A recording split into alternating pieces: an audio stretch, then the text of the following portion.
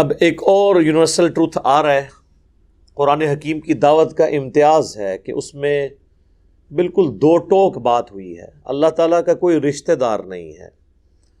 اللہ تعالیٰ اپنے جو بنائے ہوئے ڈیوائن اصول ہیں ان کے اوپر بالکل کوئی ٹالرنس دینے کے لیے، کمپرومائز کرنے کے لیے تیار نہیں ہے. اللہ کے ساتھ کسی کی کوئی رشتہ داری نہیں ہے. لیس بِأَمَانِكُمْ، کچھ نہیں بننا تمہاری امیدوں سے، تمہاری خواہشات سے، ولا امانی اہل الکتاب، اور نہ ہی اہل کتاب نے کچھ اپنی وشفل تھنکنگز جو بنائی ہوئی ہیں، جھوٹی خواہشات، ان سے کچھ نہیں بننا. من یعمل سوءا یجز بہ، جو کوئی بھی برا عمل کرے گا اس کی سزا پا لے گا. یعنی کسی کی خواہش سے کچھ نہیں ہونا، اور خواہش آپ کے سامنے ہے. کچھ بھی ہے تیرے محبوب کی امت سے ہے، حضور کی نسبت کی وجہ سے اللہ تعالیٰ ہمیں چھوڑ دے. یہ ہے وہ اصل میں چیز جو دھوکے میں ڈالتی ہے لوگوں کو. نسبت کام آئے گی بشرطے کہ اعمال بھی درست ہوئے، اور اگر اعمال درست نہ ہوئے تو صحیح مسلم میں واضح حدیث ہے، اللہ کے محبوب صلی اللہ علیہ وآلہ وسلم نے فرمایا، جس کو اس کے عمل نے پیچھے چھوڑ دیا، اس کا نسب، اس کی رشتہ داری، اس کا اعلیٰ خاندان کا ہونا اسے آگے نہیں لے کے جا سکتا. حتیٰ کہ اس کا کلائمیکس ہے بخاری اور مسلم دونوں میں. اللہ کے محبوب صلی اللہ علیہ وآلہ وسلم نے فرمایا، اے میری بیٹی فاطمہ، میرے مال سے جو تو نے لینا ہے لے لے، اگر اللہ کے حضور تو پکڑی گئی تو میں تیرے کچھ کام نہیں آؤں گا. اے اللہ کے نبی کی پھوپھی صفیہ، میرے مال سے جو کچھ لینا ہے لے لے، اگر اللہ نے پکڑ لیا تو میں تیرے کچھ کام نہیں آؤں گا. اے اللہ کے نبی کے چچا عباس بن عبد المطلب، میرے مال سے جو کچھ لینا ہے وہ لے لو، لیکن اللہ کے حضور تم پکڑے گئے تو میں تمہارے کچھ کام نہیں آؤں گا. اب مجھے بتائیں اس سے زیادہ کھول کے کیا بیان کیا جا سکتا تھا؟ لیکن ہم لوگ اپنی وشفل تھنکنگز میں کہ ٹھیک ہے جی ہماری نسبت ہے، ہمیں بچا لے گی. اور یہ تصویر کا ایک رخ ہے کہ ہمیں بتایا گیا کہ اللہ کے محبوب صلی اللہ علیہ وآلہ وسلم شفاعت کریں گے، یقیناً کریں گے، لیکن بالإذن ہوگی. جس کے لیے اللہ چاہے گا اس کے لیے شفاعت کریں گے. لیکن تصویر کا دوسرا رخ اس سے زیادہ خطرناک ہے، اور وہ ہے سورۃ الفرقان کی آیت نمبر 30. وقال الرسول یا رب ان قوم اتخذوا هذا القرآن مہجورا. اللہ کے نبی شکایت کریں گے قیامت کے دن، اے اللہ میری قوم نے قرآن کو پیٹھ کے پیچھے ڈال دیا تھا. تو جو قرآن کو چھوڑے گا اللہ کے نبی علیہ السلام اس کے خلاف شکایت کریں گے. صحیح مسلم میں ہی حدیث ہے، القرآن حجت لک او علیک، قرآن یا قیامت کے دن تیرے حق میں حجت ہوگا یا تیرے خلاف حجت بنے گا. جو اس کے مطابق چلیں گے ان کے حق میں حجت، جو خلاف چلیں گے ان کے خلاف حجت. حتیٰ کہ بخاری اور مسلم دونوں میں حدیث ہے، جب میں آخری دفعہ جاؤں گا جہنم کی طرف اپنے امتیوں کو اللہ کے اذن سے نکالنے کے لیے، تو مجھے داروغہ جہنم سیدنا مالک علیہ السلام کہیں گے کہ اے اللہ کے نبی، اب آپ کا کوئی امتی بھی جہنم میں نہیں ہے سوائے اس کے کہ جسے قرآن نے روک لیا ہے، اور وہ جنت میں نہیں جائے گا جسے قرآن نے روک لیا. اور قرآن نے کس کو روک لیا؟ انہ من یشرک باللہ فقد حرم اللہ علیہ الجنہ ومأواہ النار وما للظالمین من انصار. بے شک جو کوئی اللہ کے ساتھ شرک کرے گا اللہ نے ایسے شخص پہ جنت حرام کر دی ہے، اس کا ٹھکانہ وہاں پر جہنم ہوگا اور وہاں پر اس کا کوئی مددگار نہیں ہوگا. حتیٰ کہ بخاری اور مسلم دونوں میں حدیث ہے، اللہ کے محبوب صلی اللہ علیہ وآلہ وسلم نے فرمایا، اللہ تعالیٰ نے ہر نبی کو ایک مقبول دعا دی تھی جو اس نے اس دنیا میں ہی کر لی، اور میں نے اپنی دعا اپنی امت کے لیے سنبھال کے رکھ دی ہے. قیامت والے دن اس دعا سے میں اپنے امتیوں کے حق میں شفاعت کروں گا، اور میری شفاعت سے ہر شخص کو نفع پہنچے گا جو میرا امتی ہے، سوائے اس شخص کے کہ جس نے دنیا میں اللہ کے ساتھ شرک کیا ہوا. شرک is the most sensitive issue in the sight of Allah. Allah کی نگاہ میں سب سے زیادہ حساس معاملہ شرک کا ہے. تو جس نے برے اعمال کیے وہ کرتوت کا انجام دیکھ لے گا.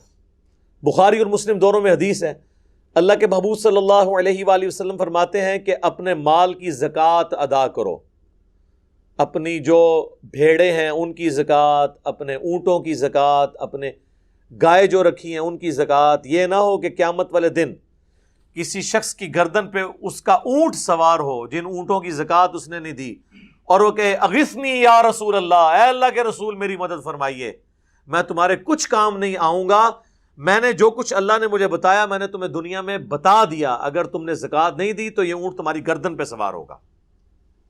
یہ نہ ہو کہ تم میں سے کوئی شخص قیامت کے دن اس حال میں آئے اس کی گردن کے اوپر اس کی گائے سوار ہو، ان گایوں کی جن کی زکوٰۃ نہیں دی ہوئی، اور وہ چیختا ہوا کہ اغثنی یا رسول اللہ، اے اللہ کے رسول میری مدد فرمائیے، میں تمہارے کچھ کام نہیں آؤں گا، میں نے اللہ کا پیغام دنیا میں تمہیں پہنچا دیا تھا۔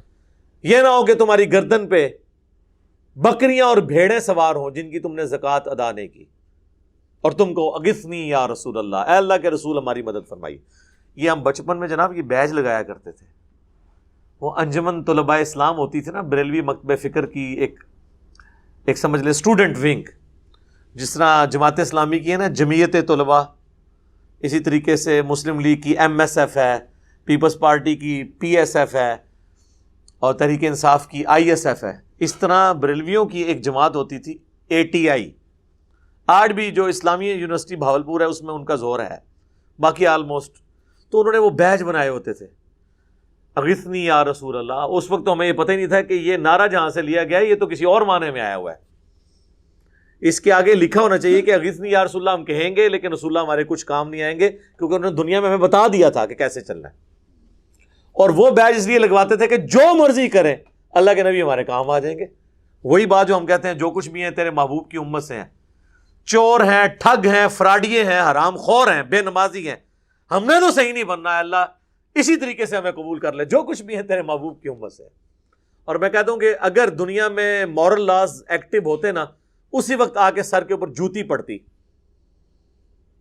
کہ اپنی زبانوں کو لگام دو، اللہ کے نبی کے ساتھ اپنی نسبت جوڑ کر، اور پھر یہ دھونس لگا رہے ہو میں اس بات کی، تمہیں تو شرم آنی چاہیے کہ تم اپنے ناپاک زبانوں سے اپنے ناپاک کردار کے ساتھ اس نبی کا نام لے رہے ہو کہ جس نے دنیا میں سب کچھ تمہیں بتا دیا تھا۔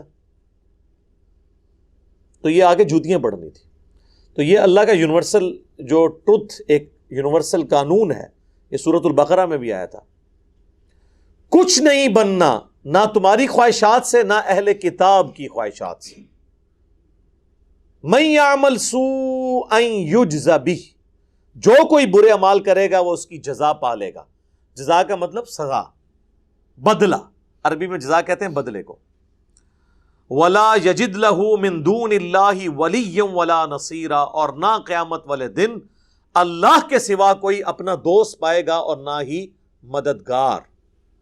اب اللہ تعالیٰ واضح کہہ رہا ہے، لہذا پیغمبروں نے بھی جو شفاعت کرنی ہے وہ اللہ کے اذن سے کرنی ہے، اگر اللہ اذن نہیں دے گا تو نہیں شفاعت ہوگی۔